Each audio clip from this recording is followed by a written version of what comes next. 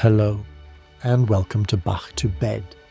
Tonight, we will walk softly through the history of Western classical music. From candlelit chapels to glittering royal courts, from quiet writing desks to grand concert halls, let's begin. He lived in a world lit by candles and governed by routine, where music was not an event but a daily necessity. In Bach's time, melodies were woven into every corner of life, into small parish churches, bustling town squares, and quiet homes where families gathered at twilight. The air carried the faint scent of wood and wax, ink and parchment, and the warm breath of pipe organs stirring centuries of dust. Horse hooves on cobblestones, church bells marking the hours, footsteps echoing in thin morning light. He sits at a modest wooden desk, ink-stained fingers, stacks of manuscript paper at his side, the faint scratch of a quill marking time. Outside, a winter wind swirls, pushing against the windows, but inside the room is warm with focus. Bach worked this way every day, with steady, patient craft, like a mason laying stones one by one. And within that slow rhythm, Bach built cathedrals of sound. Each of his compositions, whether a simple chorale or a towering fugue, was constructed with the care of an architect. Lines of melody rose and intertwined like arches, supporting one another in perfect balance. Voices entered one by one, each independent, each essential, until the whole structure shimmered with symmetry. Standing in the gallery of a quiet church high above the floor, you can feel the vibrations of an organ filling the space, the deep pedals rumbling like distant thunder, while the higher pipes glow like beams of light filtering through coloured glass windows. The sound does not merely fill the room, it becomes the room, curling into corners, settling against stone, vibrating in wood. Bach created his music to echo in such spaces, pillars of sound rising and falling in slow, deliberate waves. He composed for churches, for students, for courts, for his own large family of musicians. He wrote because music was as essential to him as air. Some weeks he produced an entire cantata from scratch, text, harmony, orchestration, simply because the calendar required it. He did not write for fame, and to be honest, fame did not seem particularly interested in him either. In his own lifetime, Bach was more of a reliable neighbourhood expert, the musical equivalent of the quiet person who fixes everyone's clocks, but never brags about it. People admired his skill, certainly, but they weren't lining up outside his door demanding autographs. His music was respected the way a well-built barn is respected, sturdy, dependable, and not likely to fall over during a storm. But not celebrated. In fact, some thought his music was a little old-fashioned, even as he was writing it. Too many notes, too many moving parts. While the world around him drifted toward lighter, cleaner styles, Bach continued weaving masterpieces so intricate they looked like someone spilled lace across the page and he just decided to write it down anyway. And so he became, quietly, one of history's greatest hidden geniuses. Not loudly, not dramatically, but over time. The Baroque era he lived in was anything but subtle. It was a time of spiralling columns, overflowing ornaments, and architecture that very politely refused to sit still. Walls were covered in gold curls, ceilings swirled with painted clouds, and even teapots seemed to have extra teapots growing out of them for decoration. Imagine walking into a church then, your eyes climbing up carved wooden balconies, your footsteps echoing across a patterned stone floor, candles flickering against gilded angels who look slightly alarmed by all the noise. The music of the era matched the scenery, full of motion, sparkle, and flourish. Violins darted through quick, nimble phrases. Harpsichords glittered like handfuls of tiny bells. Melodies danced with the kind of confidence only a powdered wig could provide. While the world decorated everything in sight, he decorated sound itself. He worked quietly, steadily, patiently, teaching students, repairing organs, copying music late into the night with only a trembling candle to keep him company. If genius arrives like lightning for some people, Bach's arrived like sunrise, slow, steady, and somehow already there before anyone noticed.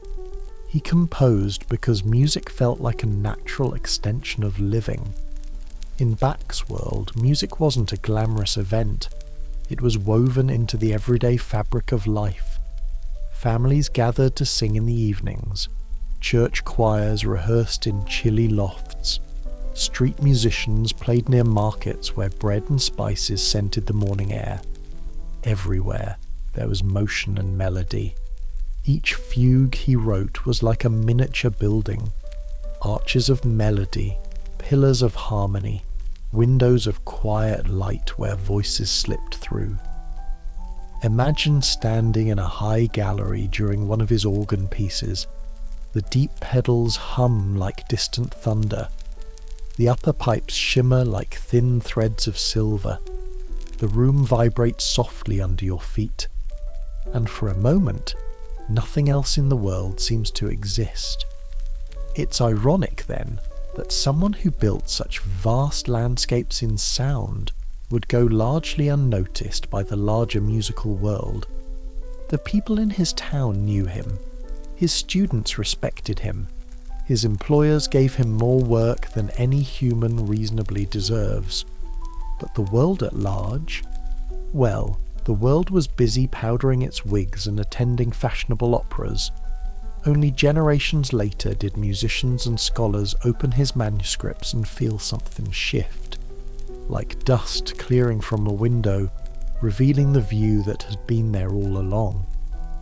Suddenly the quiet craftsman was recognized as a towering figure, a master of balance, structure, and emotional clarity. A mind who had shaped music from the inside with a patience only he seemed to understand. And as the Baroque era eventually softened around the edges, as the twirls and flourishes calmed, as taste drifted toward elegance and simplicity, the stage quietly widened for a new voice to enter, one lighter, brighter, clearer, a sound that shimmered without effort, smiled without trying, and danced through royal halls as naturally as sunlight through crystal. A young composer was already crossing Europe, playing for courts and kings, absorbing every language, every landscape, every melody he encountered, and soon the world would know his name. He was still small enough that his feet did not quite reach the floor when he sat at a keyboard, but his reputation travelled farther than his legs ever could. Letters went ahead of him to distant cities, announcing the arrival of the child who could turn sound into something both precise and magical. By the time he entered a new palace, the chandeliers, the courtiers, and even the servants had already heard stories. This was the classical era beginning to gather itself, an age of powdered wigs and polished manners, of carefully arranged gardens, of ideas about reason and balance drifting through conversation like invisible guests. In this world of symmetry and order, Wolfgang Amadeus Mozart moved like a bright thread through a finely woven fabric. Imagine one of those journeys, a carriage bumping along a damp road, wheels cutting lines through soft mud, lanterns swinging gently from iron hooks. Inside, the air smells of wool and travel dust. Mozart sits beside his sister, Nannerl, wrapped in layers of fabric, his hands restless even when he is supposedly resting. He taps patterns on his knees, hums little fragments to himself, occasionally startling his family when he laughs quietly at some musical idea only he can hear. When the carriage finally arrives at a grand entrance, everything changes at once. Torches flare to life, footmen hurry forward, heavy doors open onto polished floors that echo with footsteps. He's led through hallways lined with portraits, the eyes of long-gone nobles watching silently as the small boy in travel-worn clothes passes under crystal chandeliers. In a high-ceilinged hall, he climbs onto a bench that always seems slightly too large for him. A harpsichord or fortepiano waits, its keys a familiar landscape under unfamiliar candles. The room grows still. Someone clears a throat. Someone whispers a final comment. And then he begins to play. At first the sound is delicate, like a thin line of silver stretched across the air. But quickly it blossoms into something full and clear, threads of melody turning into bright patterns. Courtiers lean forward, servants pause halfway through their tasks. Even the chandeliers seem to stand a little straighter, their glass pendants trembling faintly with the resonance. To those listening, it might feel as though the music is improvising itself into existence. But inside Mozart's mind, it has already arrived fully formed, waiting only for him to find the quickest path from thought to sound. He grew up in this constant motion. New cities, new languages, new patrons, new rooms with slightly different acoustics and slightly different drafts. He learned how Italian sunlight feels on the back of the neck, how cold settles into stone in German winters, how French conversation flows like water around the edges of a room. All of it eventually turned into music. His world was full of contrast, but it rarely troubled him. In the morning he might eat a simple breakfast in a small plain inn, the table slightly wobbly and the floor rather less polished than his hosts might prefer. By evening he was playing in a hall so ornate that even the chairs seemed to be wearing jewellery. He took both settings in stride, concerned mainly with whether there was a keyboard, some paper, and a pen that behaved itself. As he grew older and settled in Vienna, life became busy in a different way. No longer the travelling child, he was now a working composer, a freelancer before the word existed, balancing commissions, lessons, performances and bills. Vienna hummed around him, coffee houses murmuring with conversation, print shops rattling with presses, street vendors calling out warm bread and roasted nuts, the air carrying a faint mixture of smoke, pastry and horse. In a modest apartment above a street like this, Mozart worked. The room was not grand. Manuscript pages drifted into small piles. A jacket hung over the back of a chair, undecided about whether it was staying or leaving. On the table, a plate with something half-eaten waited patiently to be remembered. Somewhere a cat might or might not have been allowed on the furniture, depending on the day and on who was currently winning the argument. Here, he wrote music as easily as breathing. Symphonies, quartets, piano sonatas, operas, all appeared in what seemed to others like impossible time. He did not always appear disciplined from the outside.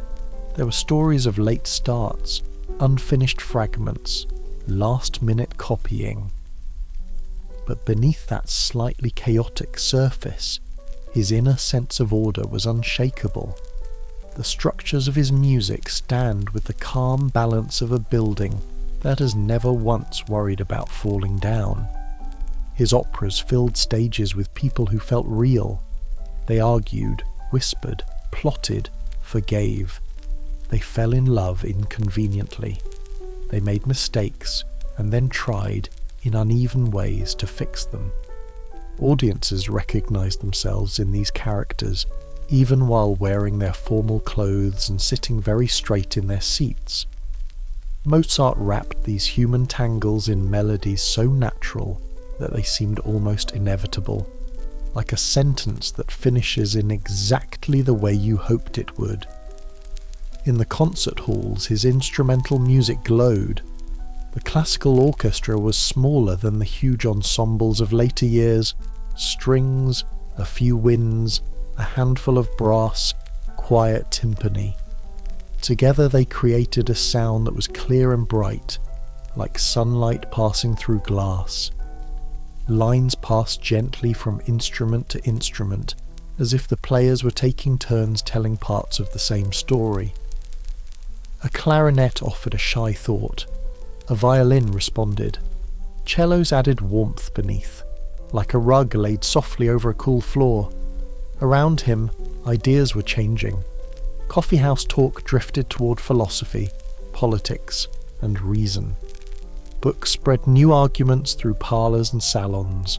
The shapes of symphonies and sonatas mirrored those conversations. Introductions, developments, returns, themes presented, examined, and gently resolved. Music sat comfortably beside those ideas, both serious and social at the same time. Mozart's days were full. Mornings might be spent teaching, afternoons rehearsing, evenings conducting or performing, late nights composing at a desk that gradually disappeared beneath paper. Sometimes money was tight, sometimes commissions were slow, but the music kept arriving anyway, stubbornly generous. He did not live as long as the world might have wished, but he lived densely, filling his years with sounds that still linger in the air today.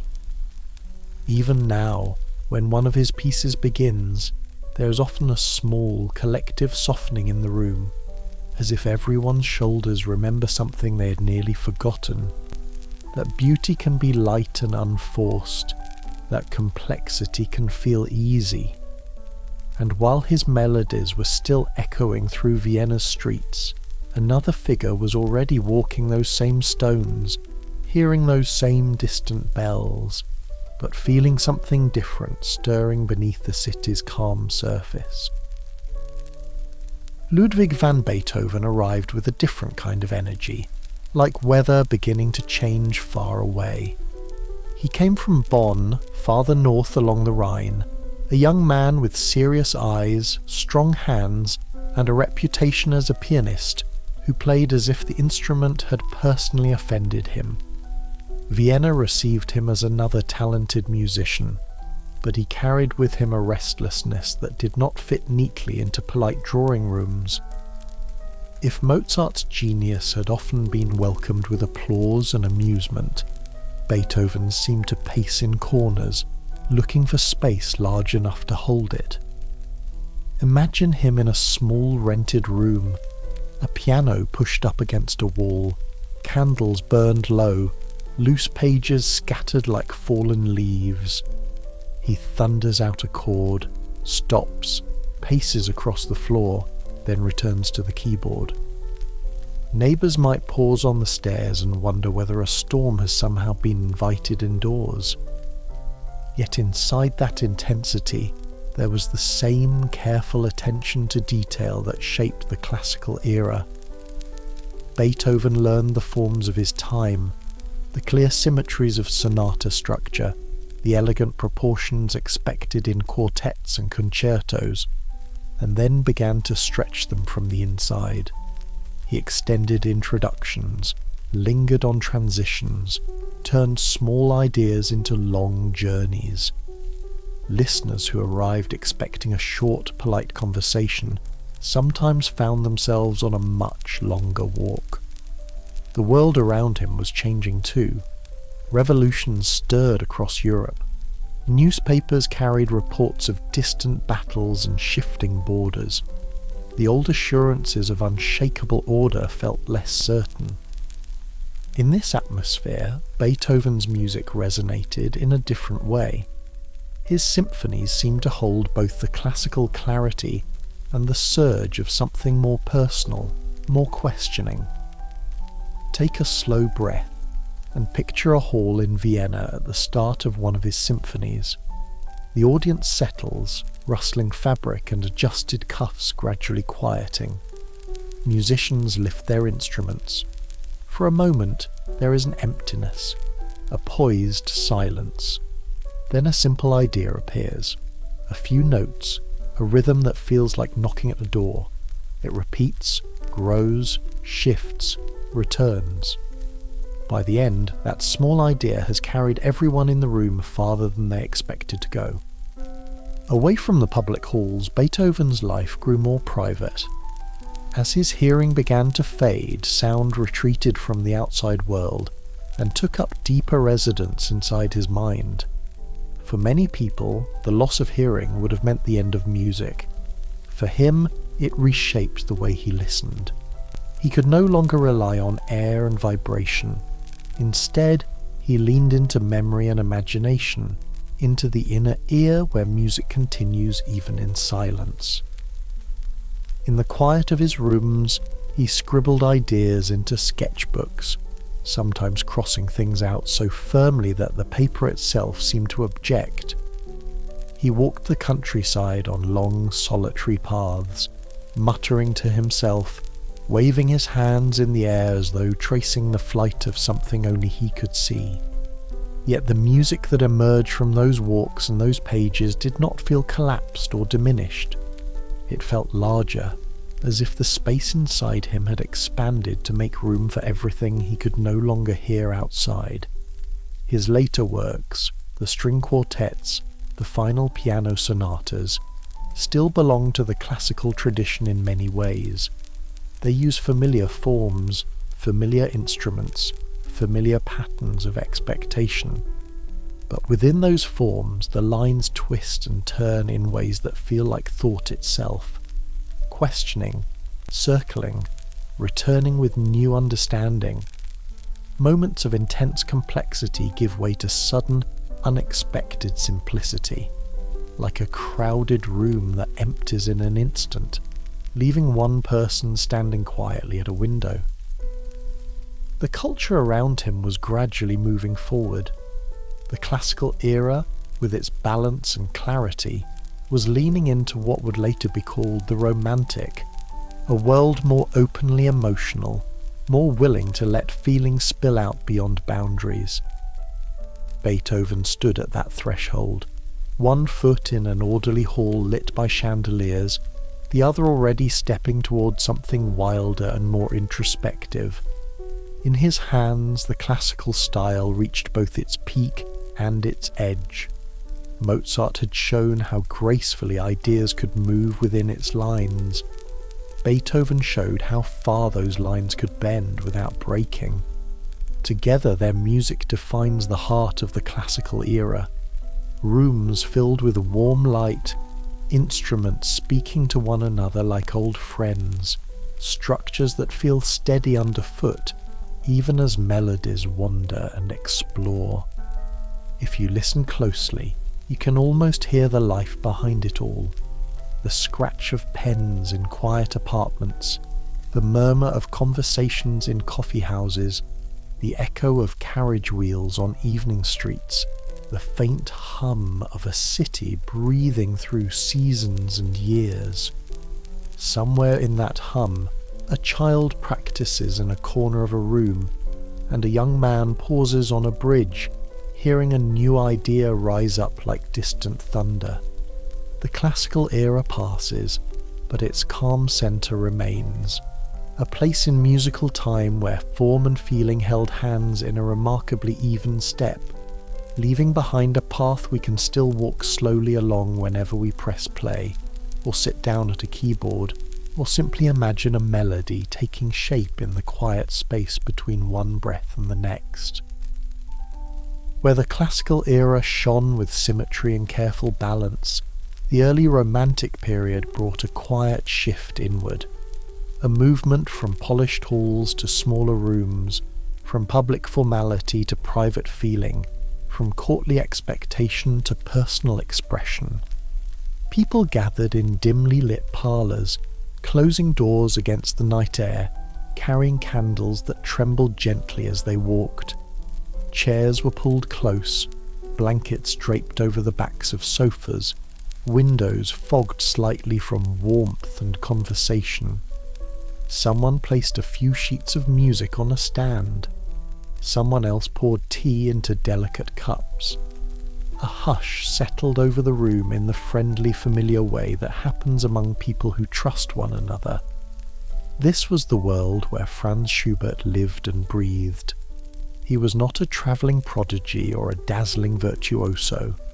He did not cross Europe in gilded carriages or play for rows of kings whose wigs glittered under chandeliers. He was quieter than that, a gentle presence in small Viennese gatherings, surrounded by friends who believed in him more deeply than he sometimes believed in himself. Imagine one of those evenings now, a small apartment, the wallpaper patterned with tiny faded flowers, books stacked in leaning piles, a piano tucked into a corner where it took up more space than the room strictly permitted. Schubert sits modestly on a narrow bench, glasses perched on his nose, hair slightly unruly as though perpetually surprised by gravity. He clears his throat softly and begins to play.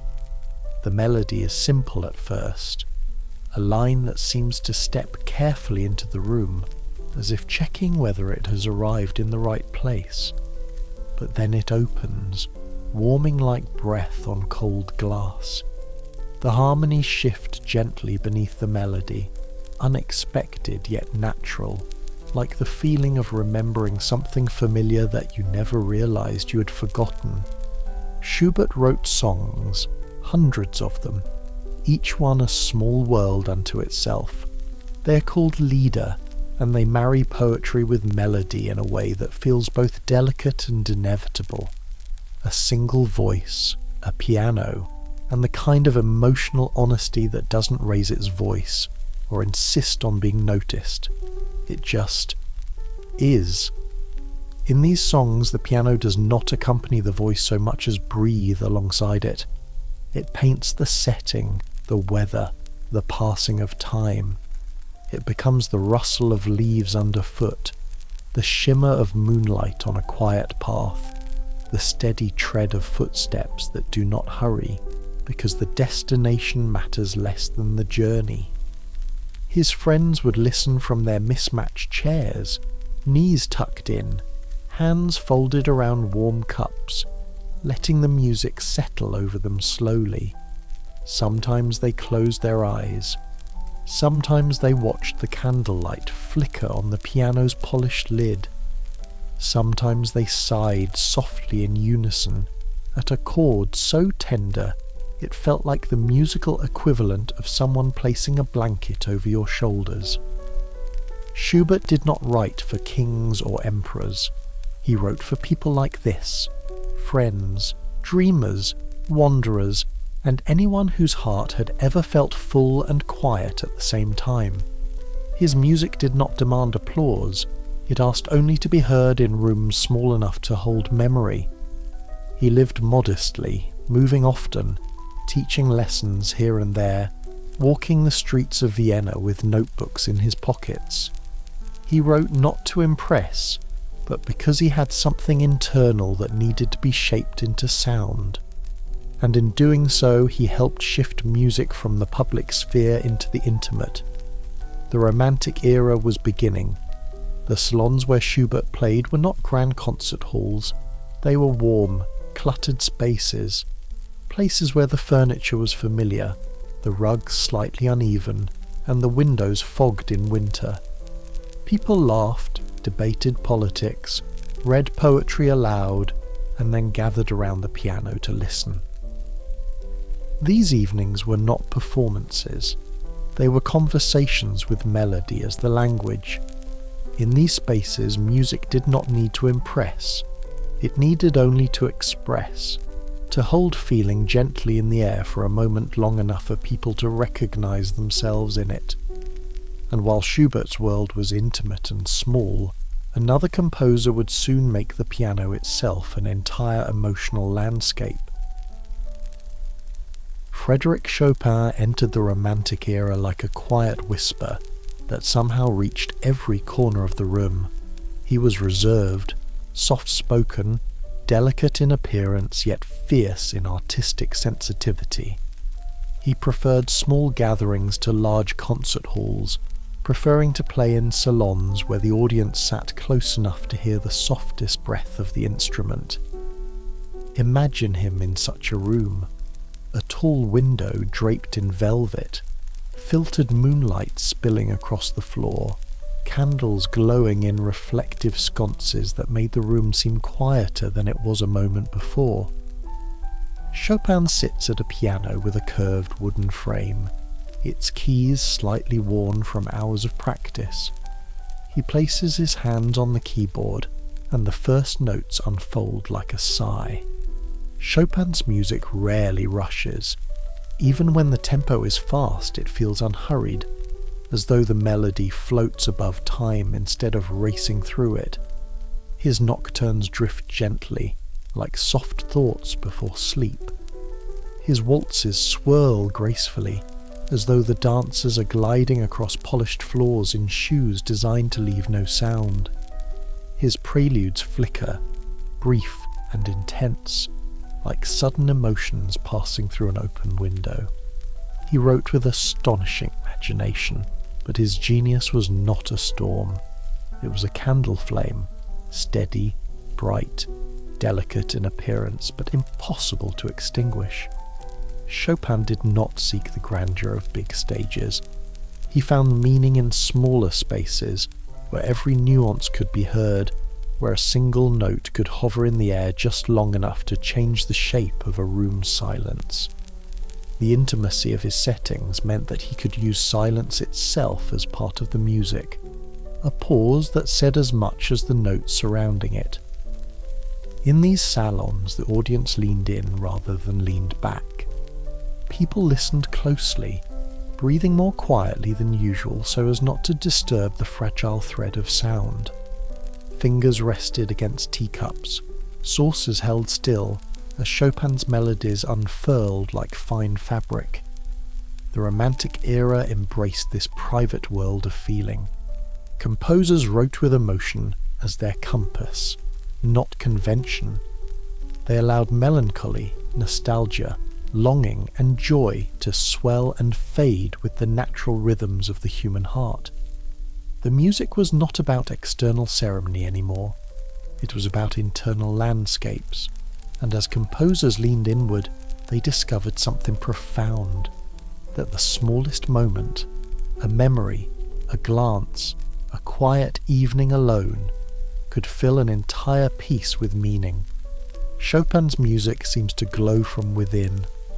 Even now, listening to a nocturne feels like being wrapped in a soft blanket of sound, the world outside fading until only the piano remains, whispering gently in the half-light. Yet even in this intimacy, the Romantic movement continued to expand. The emotional focus grew larger, melodies stretched, structures loosened. The piano, once modest, became a universe of colour and texture. Composers began to explore extremes, whispers and roars, tenderness and thunder, solitude and spectacle.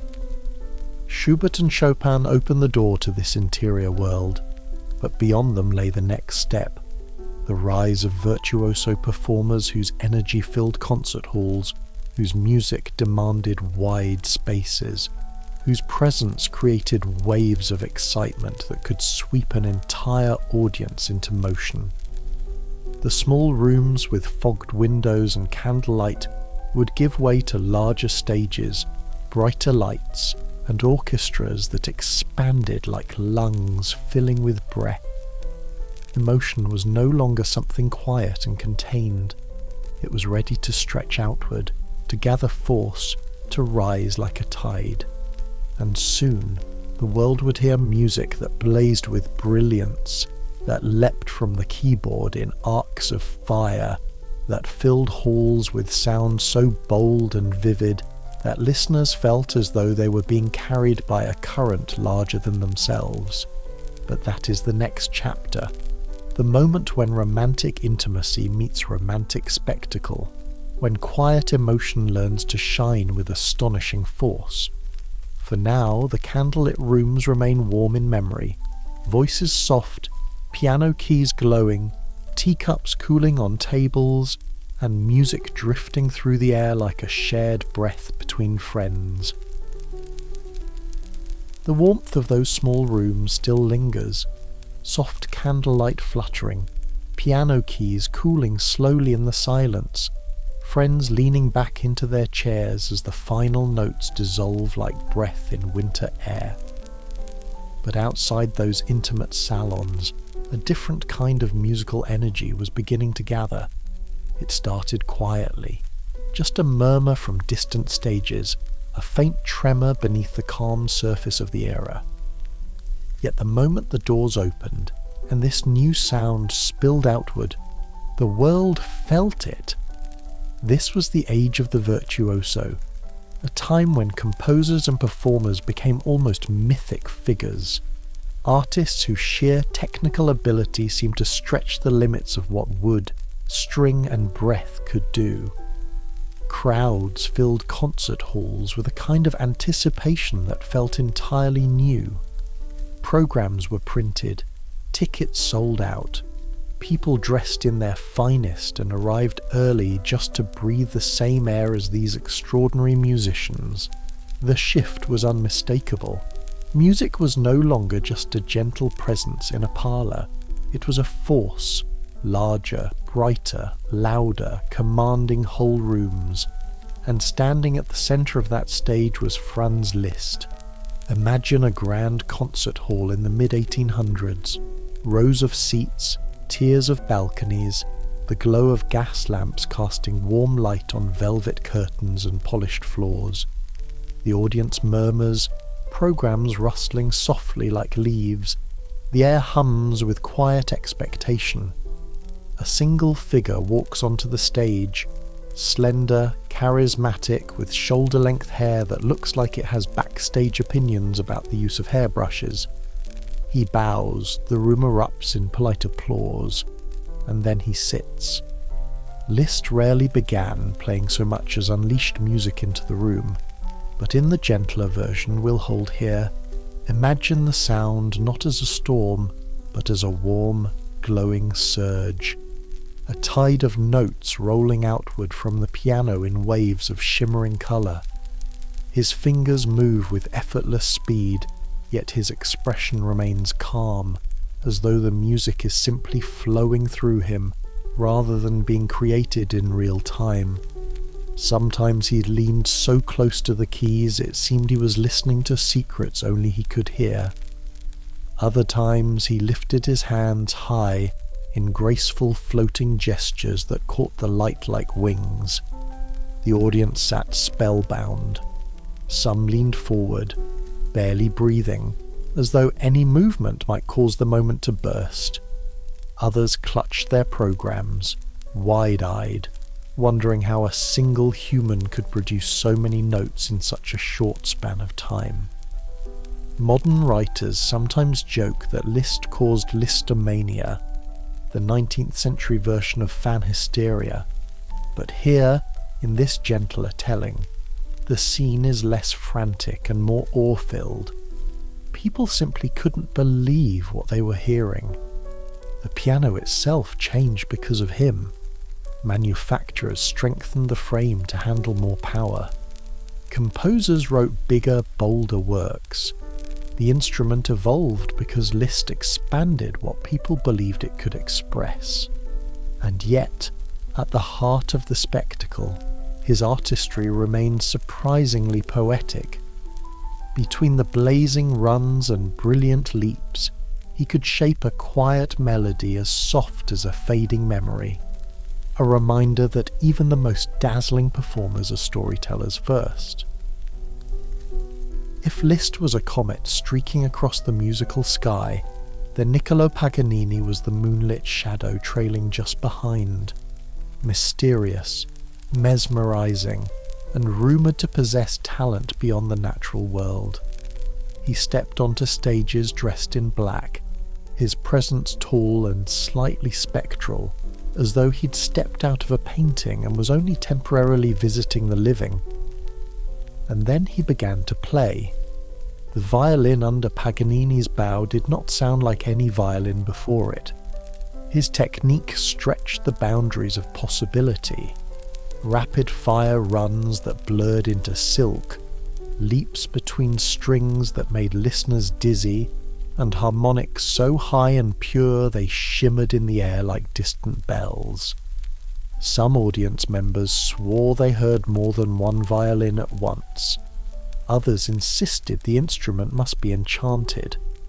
A few whispered theories that Paganini had made some sort of questionable supernatural bargain, though in truth he simply practiced obsessively and had unusually long fingers, which is far less exciting but much more verifiable. Still, there was something undeniably otherworldly about the way he played. He made the violin laugh, whisper, sob, and occasionally shriek, but in an artistic way, like very sophisticated shrieking. He expanded its vocabulary until audiences no longer knew where the human ended and the instrument began. Imagine a dimly lit concert hall. The audience hushed, the stage illuminated just enough to catch the glint of a bow in motion. Paganini stands at the centre, head tilted, eyes half closed, draws the bow across the strings, and suddenly the entire room feels as though time itself has paused just to listen. His playing was not meant for small salons. It demanded space, the kind of space where sound could bloom and echo and wrap around the walls in spirals of silver and gold. And as Paganini astonished audiences one performance at a time, the entire musical world shifted underfoot. Instruments were redesigned to withstand greater tension. Composers experimented with wider ranges, richer textures, and more adventurous forms. The orchestra, once relatively modest, grew in size and capability. New sections were added, old ones expanded.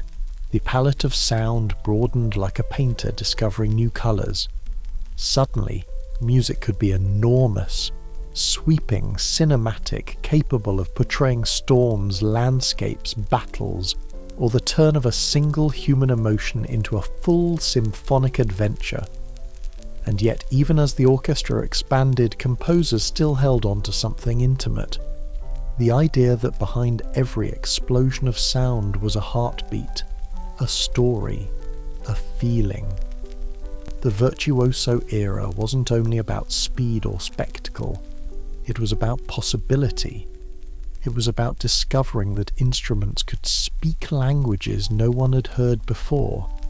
It was about realizing that technical brilliance could unlock emotional depth, not replace it.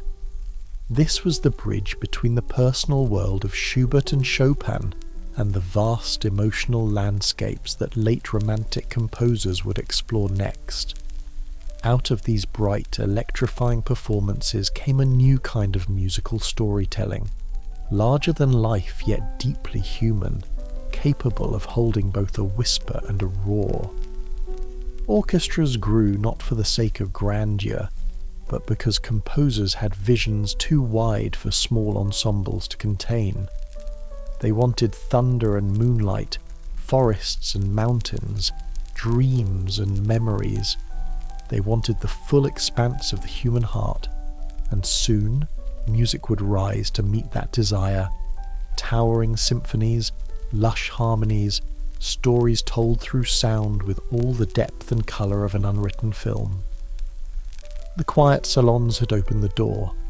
The virtuosos had shown what was possible, and now the stage was set for the late Romantic giants to step forward and paint the world in sound.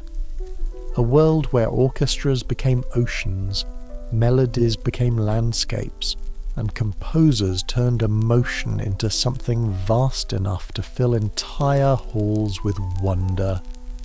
That world waits just beyond the next breath. The stage had grown wide enough for music to feel like weather. Not the indoor climate of salons and crowded parlours, but something vast, something carried on the wind, sweeping, shifting, swelling like clouds gathering on a distant horizon. The orchestra now stood like a living organism, strings poised like rippling fields, winds resting like birds along a branch, brass gleaming under the glow of gas lamps, and percussion waiting like distant thunder for the right moment to break the silence. This was the world Johannes Brahms stepped into, a world ready for symphonies that could hold the entire human experience within their expanding frames. And yet, for all the grandeur surrounding him, Brahms himself often walked with a kind of careful humility. He once burned stacks of his own early works because he felt they were not good enough, an efficient way to declutter, if nothing else. He revised constantly, polishing each phrase, chiselling each structure until the music stood with quiet confidence, like stone shaped by steady hands. Imagine him now, a coat buttoned against the cool air, beard full and slightly unruly, walking along a riverbank in Hamburg or Vienna. His pockets, as usual, contain folded manuscripts, some new, some revised for the 8th time, some possibly victims of future bonfires.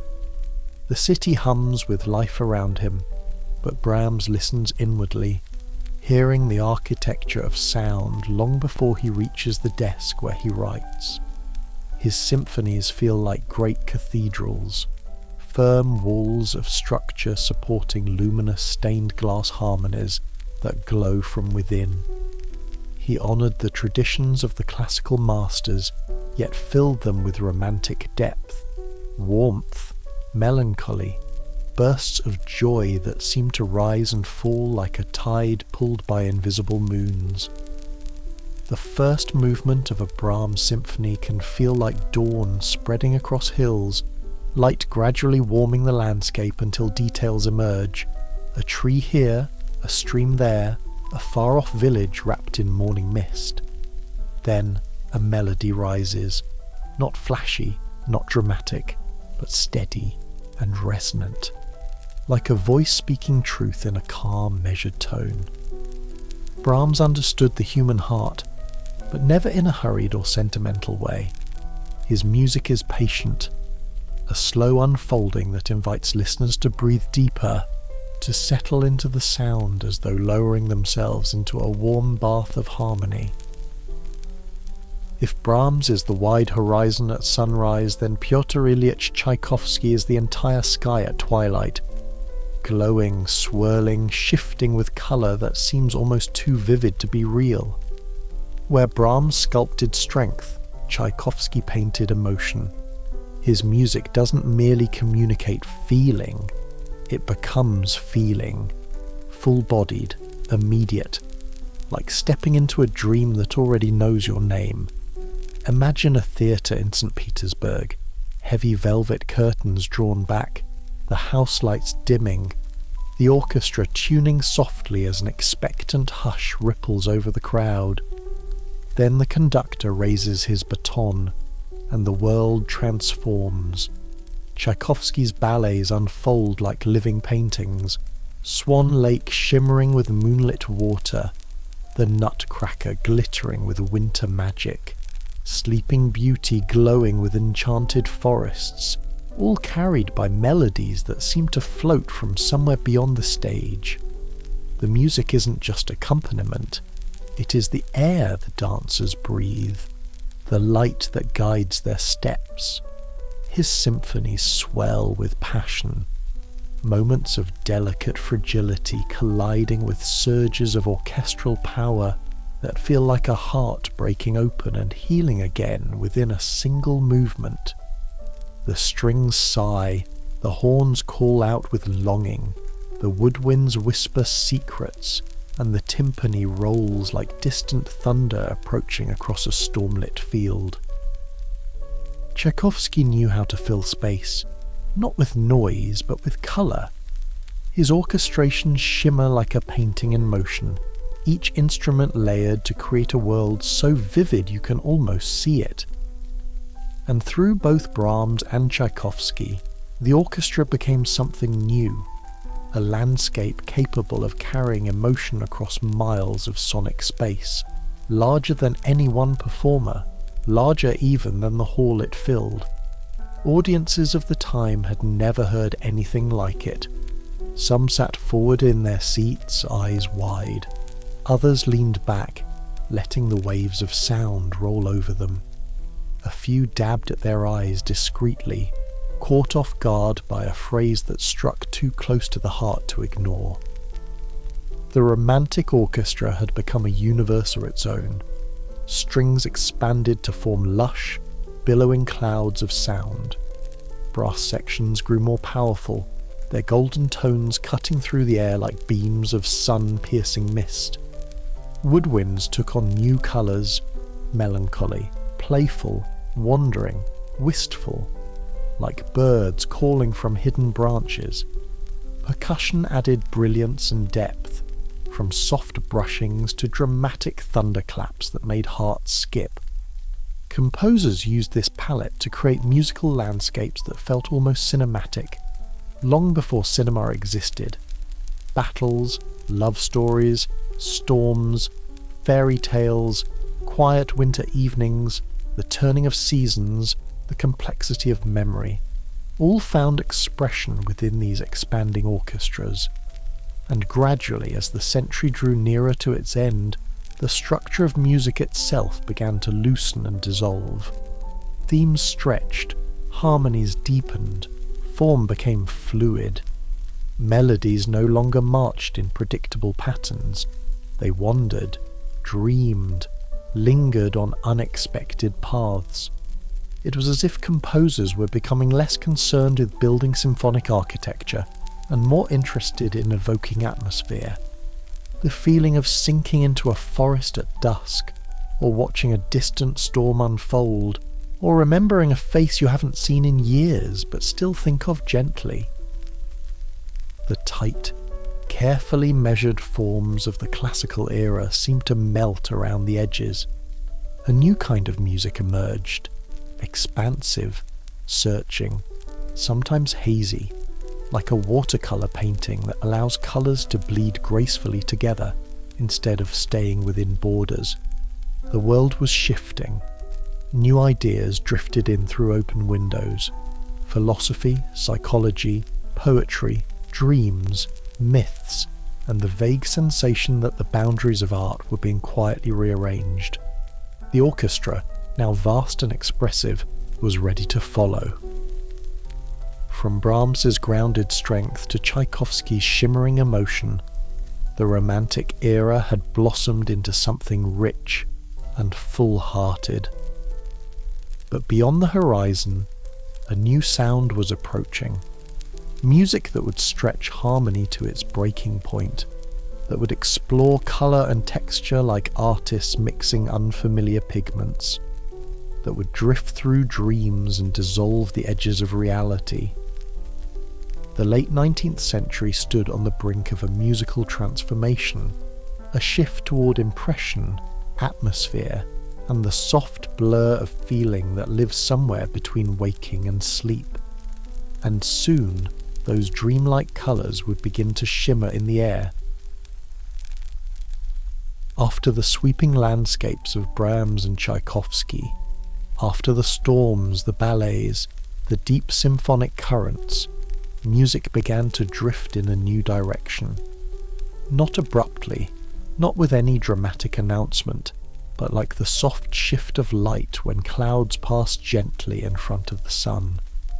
The late 19th century was beginning to glow with a different kind of colour.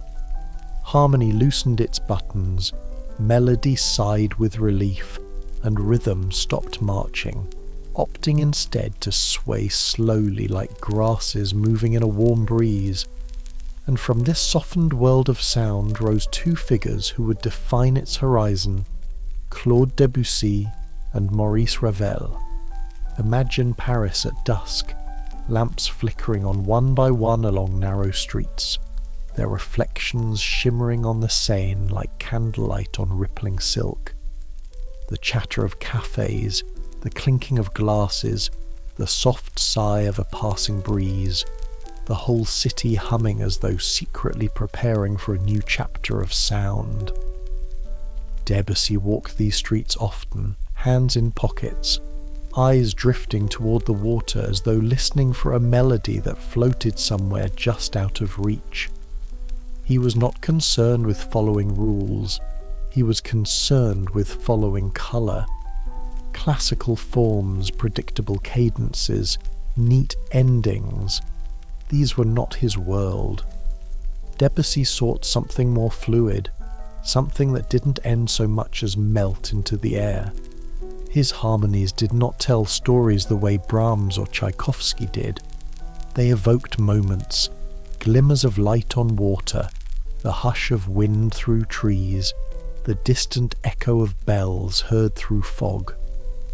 To hear Debussy is to feel as though you were standing near a lake at sunrise, the water perfectly still until a single ripple glides across it, spreading outward in soft arcs that blur reflections into shimmering waves. He wrote music that glowed like brushstrokes in a Monet painting, each note a fleck of colour placed carefully but not rigidly, guided by intuition more than architecture. In Clair de Lune, the piano doesn't narrate a moonlit night. It becomes one, soft and luminous, as though moonlight itself has taken on the shape of sound. In La Mer, he doesn't describe the sea, he lets it breathe. You can almost feel the swell of water beneath a sky shifting between silver and gold. Debussy once said music should be a mysterious mathematical process of the soul. No one knows exactly what that means, but it sounds very poetic and suspiciously like something he came up with while staring at a puddle and thinking about fish.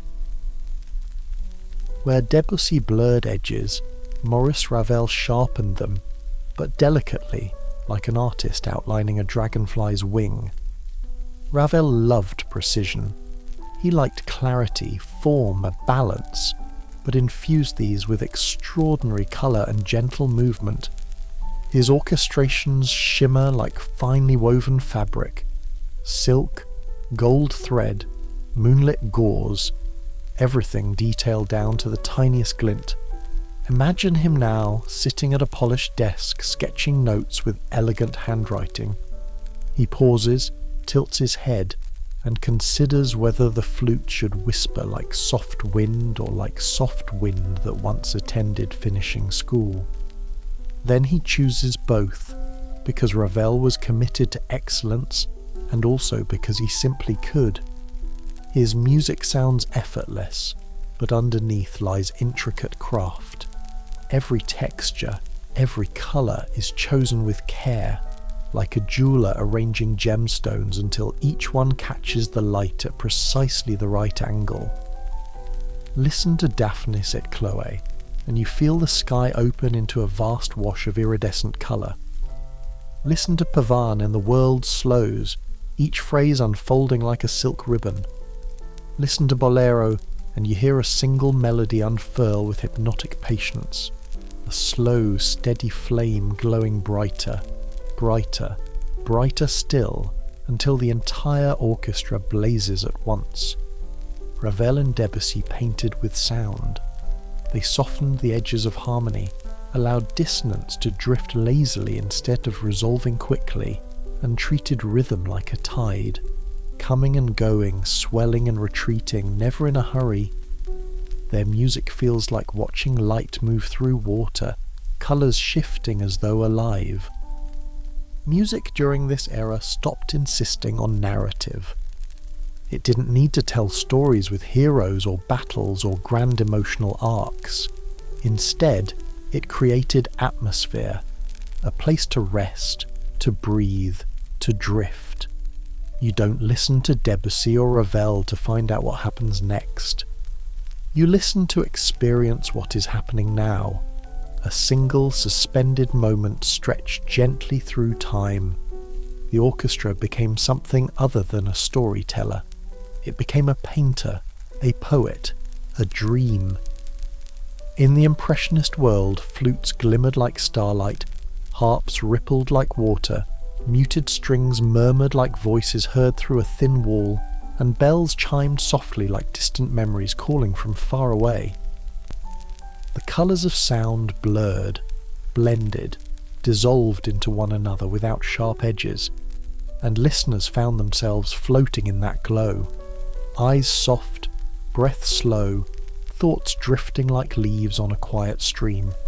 It wasn't only music that changed, the world was shifting too.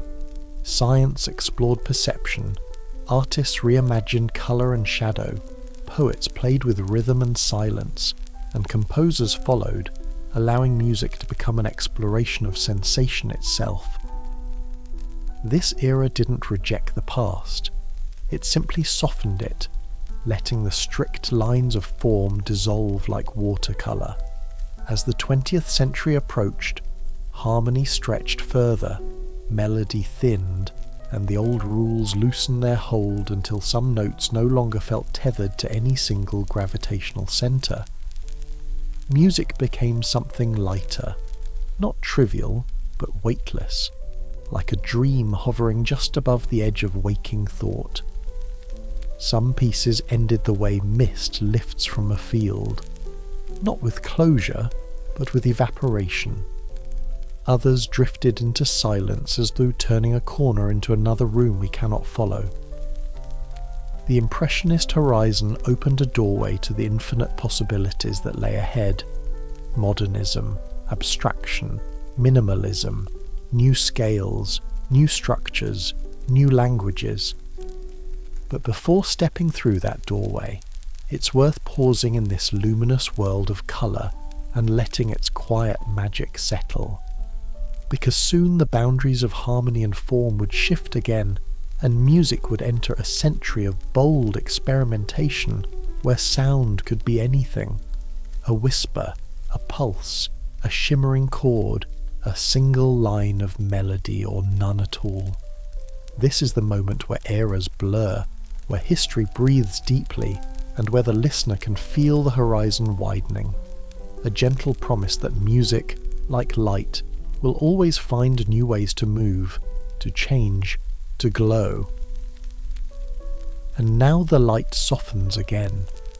We have travelled through centuries of sound, from candlelit chapels to glittering courts, from intimate salons to vast symphonic landscapes, from blurred impressionist colours to the quiet horizon, where music begins to dissolve into something timeless. But if you listen closely, all those eras still sing together. They overlap, intertwine, echo gently across time. Bach's steady architecture still stands beneath everything. Pillars of harmony holding firm, shapes that never crumble. Mozart's bright clarity still dances through melodies, light-footed and effortless as a bird skipping across morning air. Beethoven's bold vision still resonates in every surge of feeling, a reminder that music can break open the heart and rebuild it stronger. Schubert's tenderness, Chopin's sighing nocturnes, Liszt's fire, Paganini's shimmer, Brahms's strength, Tchaikovsky's glow, Debussy's colour, Ravel's light. All of it remains. Music does not disappear. It settles into memory like soft dust sparkling in sunlight, like footprints that remain visible even after the walker has moved on. When we listen to these composers now, we are hearing not only their work but the world they lived in, the rooms they sat in, the windows they gazed through, the streets they crossed, the breath they took before choosing the first note. And at the same time, we are hearing ourselves, our own inner landscapes reflected back through sound. Classical music is not a museum, it is a river. It flows through centuries, carrying ideas from one shore to another, a current that began long before us and will continue long after. Old melodies resurface in new forms, themes return like migrating birds, and the language of music continues to evolve, adapting to each generation without ever losing the echo of where it began. Even now, somewhere in the world, a young musician is discovering Bach for the very first time, stumbling slightly through a fugue but smiling when the pieces fit. Another is learning Mozart, feeling the comfort of his phrases settle into their hands like something familiar. Someone else is hearing Beethoven and realizing that emotion can be both fierce and gentle without contradiction. If you pause for a moment, you might feel the subtle cadence beneath your chest. Steady, calm, like a conductor's soft, even gesture guiding an orchestra into rest. Music and breath have always belonged to each other. Both rise and fall. Both create space. Both linger gently before fading into silence. And as you settle deeper into stillness, you may notice that silence doesn't feel empty at all. It feels full, filled with possibility, with memory, with echoes of everything we have travelled through tonight.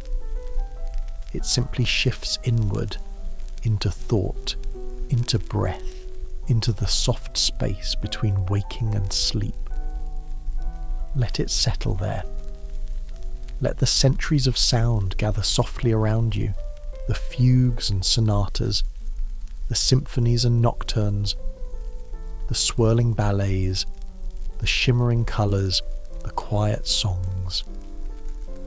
Let them become a gentle weight that drifts you slowly downward, as though sinking into warm water or folding into a deep, restful dream.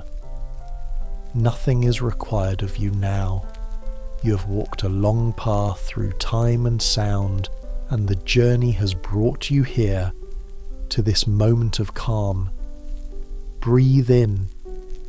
Feel the sound of your breath ripple through you. Breathe out. Let it carry away the day. The world grows soft around the edges.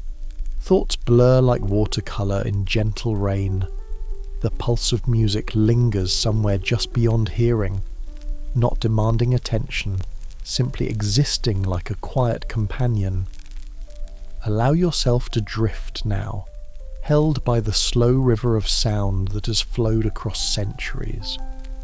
You are part of its current, and it moves gently beneath you, steady and sure. As you close your eyes, know that the echo continues, soft, endless, fading only into rest.